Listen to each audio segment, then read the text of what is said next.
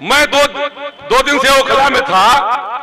ओखला के विधायक अमानुल्लाह ने एक बात कही, वरिष्ठ असदुद्दीन ओवैसी साहब के शान में गुस्ताखी की। ओखला के विधायक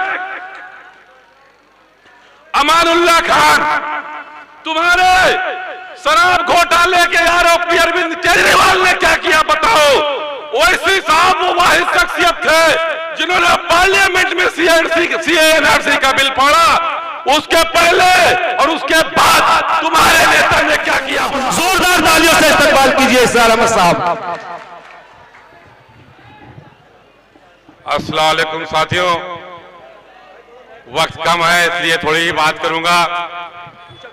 मंच पर मौजूद हैदराबाद से आए हुए एमएलसी साहब, भाई ताहिर साहब के साहबजादे और दिल्ली एमआईएम के तमाम बड़े ओहदेदारान और दिल्ली की गलियों से आई हुई जनता, सबका खैर मकदम करते हैं।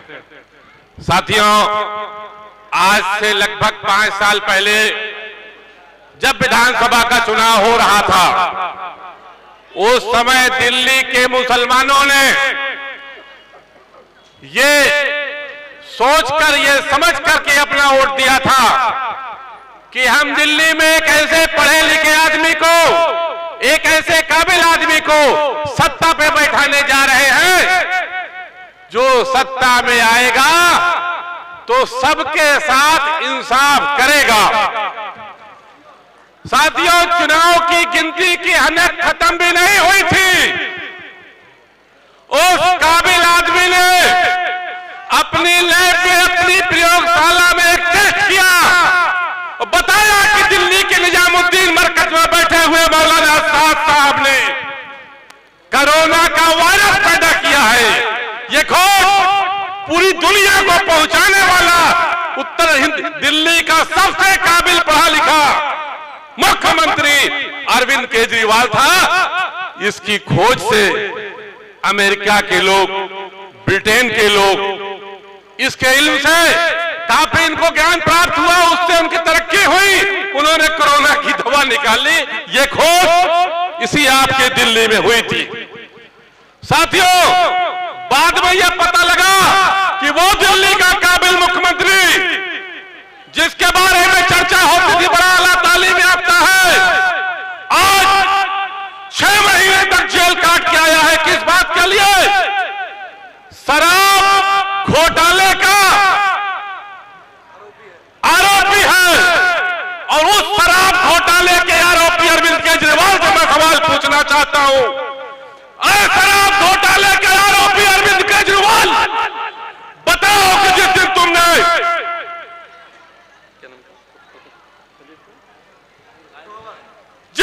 तुमने ताहिर हुसैन को अपनी पार्टी से निकाला था, उस दिन तुम कहते थे कि ये आदमी गलत है, गलत लोग हमारे साथ नहीं रहेंगे।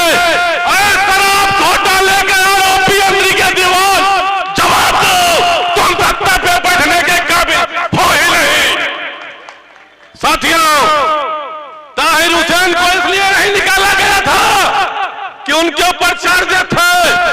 ताहिर हुसैन को इसलिए निकाला गया था कि वो मुसलमान था और मुसलमानों की वोटों की जरूरत खत्म हो चुकी थी, सरकार बन चुकी थी।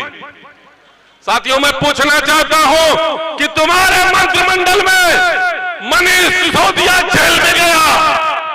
मनीष सिसोदिया को शराब घोटाले के आरोपी तुमने क्यों नहीं निकाला? साथियों, मैं तुमने पूछना चाहता हूं, शराब घोटाले के आरोपी संजय सिंह तुम्हारे यहां विधायक मंत्री सांसद है, संजय सिंह को तुमने क्यों नहीं निकाला? जवाब दो दिल्ली की जनता को। इसलिए कि वो मुसलमान नहीं था। साथियों, दिल्ली की विधानसभा में सुरेंद्र जैन विधायक है तुम्हारा, शराब घोटाले के आरोपी। जवाब दो, सुरेंद्र जैन तुम्हारे दिल्ली की विधानसभा में कैसे है? शराब घोटाले के आरोपी अरविंद केजरीवाल, जवाब दो, तुम्हारे यहां शोभनाथ पार्टी कैसे तुम्हारी पार्टी में मौजूद है? तुम्हारे पार्टी के 16 विधायक जेल गए, निकाला कौन गया? सिर्फ मुसलमान। जिस विधानसभा सीट पर हम बैठे हैं, खड़े हैं आज, यहां से आज तक की जो विधानसभा, पिछली विधानसभा थी, वहां पर हाजी यूनुस साहब विधायक थे आपकी पार्टी से। उनका टिकट काटा क्यों गया? क्योंकि उनके चेहरे पे दाढ़ी थी और वो दाढ़ी आरएसएस वालों को पसंद नहीं थी। उनके सर पर टोपी थी, वो टोपी आरएसएस वालों को पसंद नहीं थी। साथियों, अगर आप ये समझते हैं कि हिंदुस्तान में बसने वाला मुसलमान इन लुंगी वालों से, इन धोती वालों से डरता है, तो कोई नहीं डरता। ये डरने की अफवाह फैलाई जाती। बताओ, 10 साल से दिल्ली की सत्ता में भारतीय जनता पार्टी की सरकार है, क्या हिंदुस्तान का मुसलमान डर गया? कहीं डरा? वोट के दिन डराया जाता है। क्या आपके मोहल्ले में कबाब बिकना बंद हो गया? आपके मोहल्ले में क्या गोश्त नहीं बिकता? कोई आदमी डर के मारे किबाड़ा बंद करके अंदर रहता है क्या? अगर आप 3 बजे रात को भी जाओ मुस्लिम मोहल्लों में, तो मुस्लिम मोहल्ला आबाद रहता है और एक जिंदा दिल कौम का सबूत देता है। चले जाओ केजरीवाल के मोहल्ले में, एमआईएम पार्टी, एमआईएम पार्टी, चले जाओ केजरीवाल की बिरादरी के मोहल्ले में, 10 बजे के बाद मातम होता है। आप जिंदा हो तो जिंदा होने का सबूत दो। जिस विधानसभा में आज हम खड़े हैं, इस विधानसभा में आपकी आबादी इतनी है कि अगर आप अपने वोटों को एक मरकज़े सियासी पर, मजलिस के झंडे पर वोट देंगे, हिंदुस्तान में मुसलमानों की पहली पसंद बैरिस्टर असदुद्दीन ओवैसी साहब को अपना मानकर पतंग निशान पर वोट देंगे, तो भारतीय जनता पार्टी को जितने वोट मिलेंगे उसके 3 गुना वोट अकेले आपको मिलेंगे। क्या यह सच नहीं है? अगर ऐसा करने में आप कामयाब नहीं हैं, तो ये तुम्हारी कम हिम्मती, बुजदिली और बेहिसी है। अपने घर में बैठ करके मातम करते हो कि भाजपा आ जाएगी। भाजपा आकर के दिल्ली में तुम्हारा क्या कर लिया? साथियों, इस दिल्ली में मरकज के मौलाना साद साहब को आरोप बनाने वाले, मौलाना कलीम साहब को आरोपी बनाने वाले इस केजरीवाल को सफाया करने की स्थिति में आप हो। एक समय ऐसा था जब दिल्ली में कांग्रेस की सरकारें हुआ करती थी। जिस दिन से मुसलमानों ने कांग्रेस को वोट देना बंद किया, खास करके मैं उत्तर प्रदेश से आ रहा हूं, उत्तर प्रदेश में पिछले 25-30 साल से कभी कांग्रेस की बहुनी नहीं हुई। केजरीवाल अगर दिल्ली की सत्ता पे है तो तुम्हारे दम पर है, किसी और के दम पर नहीं है। मुसलमानों अगर इलेक्शन के दिन तुम वोट देने नहीं निकलोगे तो केजरीवाल की सरकार नहीं बनेगी। अभी मैं दो दिन से ओखला में था। ओखला के विधायक अमानुल्लाह ने एक बात कही, बैरिस्टर असदुद्दीन ओवैसी साहब के शान में गुस्ताखी की और ये कहा कि बताओ मजलिस ने क्या किया। मैं पूछना चाहता हूं, सुनो, ओखला के विधायक अमानुल्लाह खान, तुम्हारे शराब घोटाले के आरोपी अरविंद केजरीवाल ने क्या किया बताओ। ओवैसी साहब वो वाहिद शख्सियत थे जिन्होंने पार्लियामेंट में सीएनआरसी का बिल पढ़ा। उसके पहले और उसके बाद तुम्हारे नेता ने क्या किया बताओ। ओवैसी साहब अकेले आदमी थे जिसने ट्रिपल तलाक के खिलाफ आवाज उठाई। बताओ तुम्हारे नेता ने अरविंद केजरीवाल ने क्या किया? ओवैसी साहब अकेले आदमी थे जिन्होंने 3 तलाक पर पार्लियामेंट में आवाज उठाई। बताओ तुम्हारे शराब के घोटालेबाज अरविंद केजरीवाल ने क्या किया?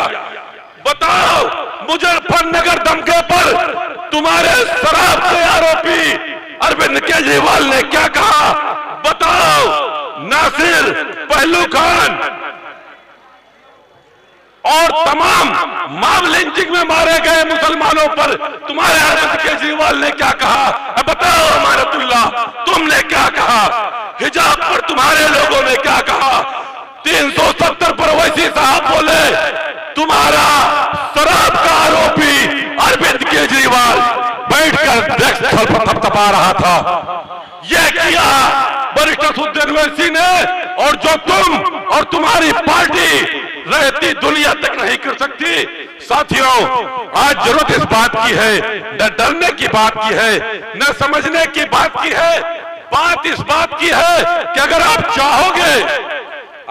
चाहोगे तो हिंदुस्तान में मुसलमानों को मिटाने की बात करने वाले लोग आपके कदमों में सर रख करके आपके मजलिस से टिकट की भीख मांगेंगे। इसको समझने की जरूरत है। आपकी आबादी का, जिस दिन आपकी आबादी का 50%, बाकी लोग जहां गुलामी कर रहे हैं उनको छोड़ दीजिए, 50% से ज्यादा लोग इस झंडे पर, पतंग निशान पर अपने वोट की हैसियत से तब्दील होंगे, अपने वोट की शक्ल में तब्दील होंगे। ये मुसलमानों के मिटाने की बात करने वाले लोग अपना मत्था मजलिस के ओहदेदारों के पैर पर रख करके अपने टिकट की भीख मांगेंगे। आपकी मोहब्बत में नहीं, आपके मोहब्बत में नहीं, अपनी कामयाबी के लिए। और आप सरकारें बनाने वाले हो, ये समझो, डरने घबराने की जरूरत नहीं है। केजरीवाल क्या अल्लाह का मानने वाला है? क्या कलमा पढ़ने वाला है? आपका रहनुमा वरिष्ठ असदुद्दीन ओवैसी एक अल्लाह का मानने वाला है। एक अल्लाह के मानने वाले आप हो।